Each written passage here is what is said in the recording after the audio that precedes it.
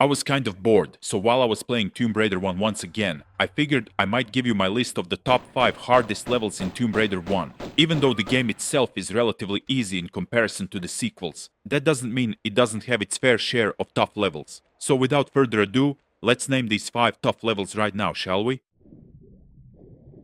I was actually thinking really hard about which level to put in 5th place. After at least half an hour of thinking, I've decided to put Palace Midas here, because I think there are a number of valid reasons for choosing it. First of all, it's a really long level by itself, with lots of big rooms scattered around, so you might feel lost at times. See this path up there in the center room with a pool in the middle? You know you are going to traverse it one way or another. But who knows when and how? Almost immediately, if you go to this room, a swarm of gorillas will attack you, so prepare yourself for a lot of shooting. The main goal is to collect 3 lead bars. To do that, you need to access this room with 5 switches. You can already guess where this is going. There are 4 rooms with 5 symbols that tell us what combination of switches we need to pull to open them. 3 of them are leading us to the lead bars, and the 4th one leads to the end of the level.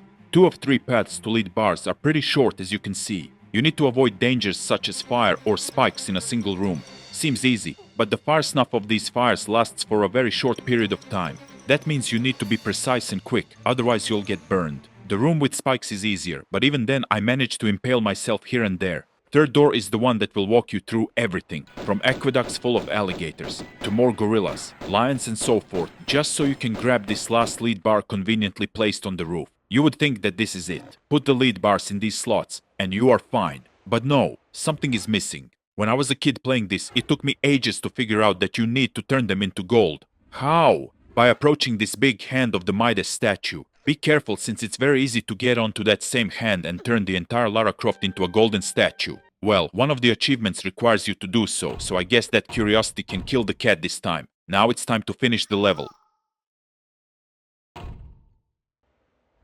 Still, I wouldn't call this level too hard, because I'm used to much harder stuff in later sequels. But if I compare it to all the previous levels, it's a hard one. I mean, as soon as you climb these blue stairs, you are immediately attacked by these 2 frantic mutants, so backflipping and shooting is a must. The main portion of the level is this giant cave where this Sphinx resides.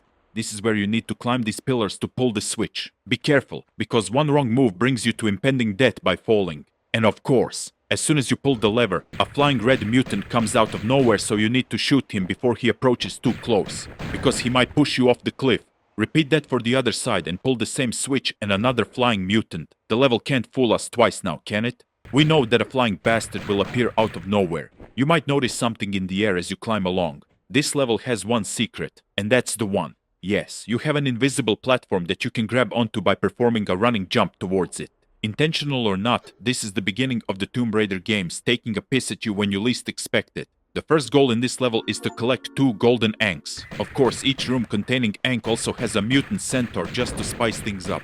You can't let your guard down for one moment, but hey, it is what it is. Avoiding the red balls is a must. This big underground pool with submerged statues is impressive to experience. Just when you think there's no more big areas, this game surprises you even more. That means more platforming with the everlasting danger of falling off and dying by succumbing to the fatal wounds of gravitational pull. All of this traversing brings you right at the beginning, where you can finally collect the scarab item behind barred doors. And of course, the swarm of mutant lunatics. Good luck killing them all without dying several times. At the end of the level, Larson awaits for a final boss showdown. Well, he is pretty much easy to kill, so that's underwhelming. The final part of the Scion is over there, and now it's time to reach the next hard level. It's pretty obvious that I'm going to mention Atlantis levels from now on, huh? When it comes to this level, the first part is not really that hard, even though you are without weapons. Remember, these fine gentlemen took everything from you in this FMV cutscene. Pulling lots of levers back and forth can be tedious just for the artificial prolongation of the time, but there's nothing we can do about it. Collecting 3 fuses is relatively fine, just so Lara can get her trusty guns. Now I don't feel so naked. Almost immediately after that, there's a boss battle against this cowboy. Nothing personal, but you need to die so I can get my weapon back, thank you. Descending down closer to the volcano can be tricky. Wrong jump or wrong land on the wrong slope spells death, so it's time to exercise extreme caution. Climbing on the TNT to go further is nothing spectacular, but you need to be careful here. If you stay too close to the edge, this boulder can kill you anyway, so think about that. Pulling this upper lever blows TNT, so now you can go further to another boss battle. This time we need to kill this skater boy in this interesting room full of slopes. Who does he think he is? Rodney Mullen? Yeah, right. Luckily, he's not that hard either. By killing him, we can get our Uzis back. Cool. What do you do when you see a slope hallway like this one? You look for possible danger. That's right. This slope does not have one, not two, but 3 boulders. Okay, 4 if you count this one, so be careful. Climbing up will get us in these yellow-ish rooms. I guess we are approaching the Atlantis stronghold. But before we open the doors to the pyramid, we enter yet another boss battle. Say cheese? Who says such a thing before trying to shoot us? Never mind. This bald dude is going down, so it's time to enter this golden pyramid. 3 bosses, boulder traps, lava, etc. Pretty impressive for the 3rd level on this list, right? Let's carry on. Now this time, the difficulty is ramped up significantly. Already at the start of the level, you can see 6 big yellow eggs. These eggs will hatch 6 nasty red mutants, so prepare for a lot of shooting. If this is just an indication of what's to come later on, then I guess we are here for a hard time. After a bloodbath, I mean explosion times 6, it's time to access this tall room with lava down there and ledges that you need to jump on. If you look up, you can see the end of the level, but you just need to get up there. That means a lot of traversing and encountering more mutants. Oh, here's the one flying mutant. Every time you access this room, there comes a flying mutant trying to kick your ass. So, here comes more shooting. All in all, this level is full of eggs that will hatch deadly mutants like these or some hard platforming sections such as this exposed pyramid. You'd think that there's nothing hard in jumping on these platform crevices on the pyramid, but think again. Stay on one crevice too long and the boulder will come to crush you. Be quick or be dead. No, really, this level is full of eggs with mutants. Just when you think that you can catch some breath, the game says no. Let's fight again. The problem is that you have the pool of water in the middle of the room, so there's less platforms to maneuver Lara around. And believe me, you need every tile you can land on since these cat-like mutants are so fast. 1 second and they are performing some deadly scratches on Lara.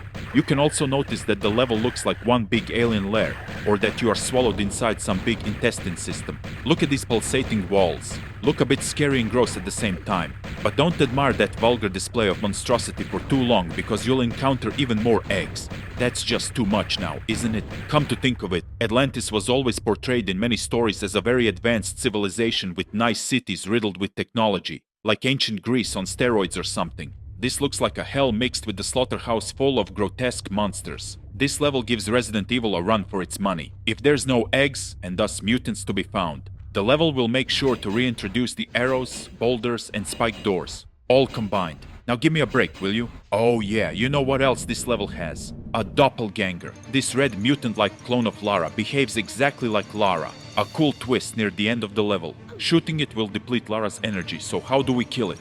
Well, the room is mirrored, but one side contains a time trapdoor. By opening a trapdoor, we need to quickly lure this bacon Lara into the lava pit beneath the trapdoor. Cool little puzzle right there. This one is the hardest. Okay, it's not.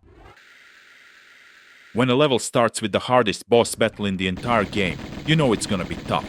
This big legless mutant is one hell of a beast to kill, and the entire fight takes place on a platform high above that vertical room. This time it acts like a big long giant lava pit.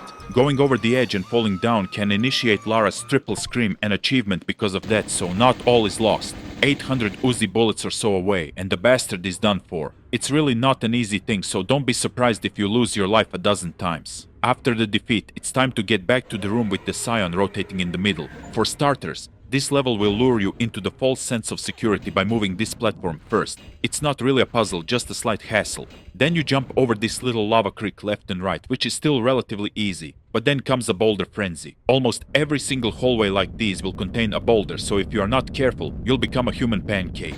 Here comes the room with the Scion that you shoot to initiate the earthquake and sudden explosions. Oh look, the doors are open and here comes a swarm of these annoying fast mutants that are in the need of killing. Once you kill them and descend down this hole, this level increases the difficulty with the number of traps. Check out this area. Not only do you need to run before the boulder gets you, you need to slide down, avoid the swinging blade, and land before the spikes. So you need to calculate 3 traps simultaneously in this equation, so you don't kill yourself. crazy? And walking by the spike traps, you can notice a collapsible bridge suspended above more spikes and lava creek. Once again, good timing and precision jumping is a must. After that, there's a section with angled sliding pillars that will test your precise jump timing even more. One wrong jump and you are dead. Can you spot lots of large med packs on the platform up there? How do you even get there? Well, a wall on the left shows a crevice for shimmying across, but the gap is so narrow at the beginning. You'd think that it's impossible to grab it, but it isn't. That's that cryptic Tomb Raider moment in its infancy. Guess what? It's not over. There's yet another display of traps that this level will throw at you with more boulders, swinging blades, and slopes that will end up being deadly pits. At the end of the trap carnival, you are greeted with this. One collapsible platform above a small pool down there in the pit, guarded by swinging blades. Once again, precise timing and precise jumps are crucial here. And the secret lies just at the opposite side of the room, so go ahead, do your magic. I've managed to get myself killed many times here. After you survive all of that, here comes Natla, a final boss battle. She's annoying, but not hard. Not even this pathetic excuse of a second phase of fight will get your nerves going. A little underwhelming end of this otherwise hard level, but it is what it is. A bit of climbing on these pillars await, and there you go. Finished. So there you have it. This is my list of 5 hardest levels in Tomb Raider 1. Do you agree with my choices? If not, tell me what are your choices for the hardest levels down in the comments. After a brief warm-up, we are ready to tackle these new remasters, right?